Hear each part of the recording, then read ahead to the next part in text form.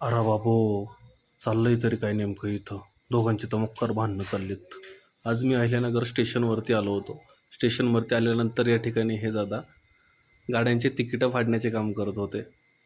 त्यानंतर पुढं पाहिलं, एक छोटंसं बाळ प्रवासी बॅगबरोबर खेळत होतं.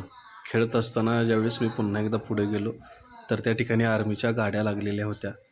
त्या ठिकाणी एक आर्मी ऑफिसरसुद्धा उभा होता. आणि हे सगळं होत असताना त्या ठिकाणी समोरच 2 जणांची भांडणं चाललेली होती. दोघांची बनेलं अक्षरशः एकमेकांनी फाडून टाकली होती.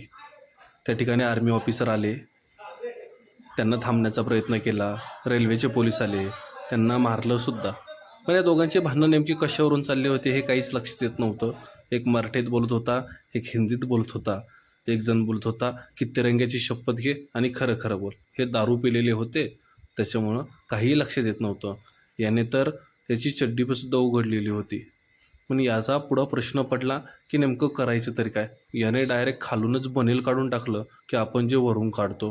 मग पुढं जर पाहिलं, एवढी असंख्य माणसं या ठिकाणी ही भांडणं पाहण्यासाठी जमलेली होती. ही भांडणं संपत असताना तिथून निघालो, तर समोर एक आर्मीची गाडी दिसली आणि सेनेबद्दल अभिमान वाटला. पण या ठिकाणी जे वरती नाव होतं अहमदनगर, आपल्या शहराचं नाव अहिल्यानगर झालेलं असूनसुद्धा बदल का नाही? आणि हे नाव या ठिकाणी बदलणार तरी कधी?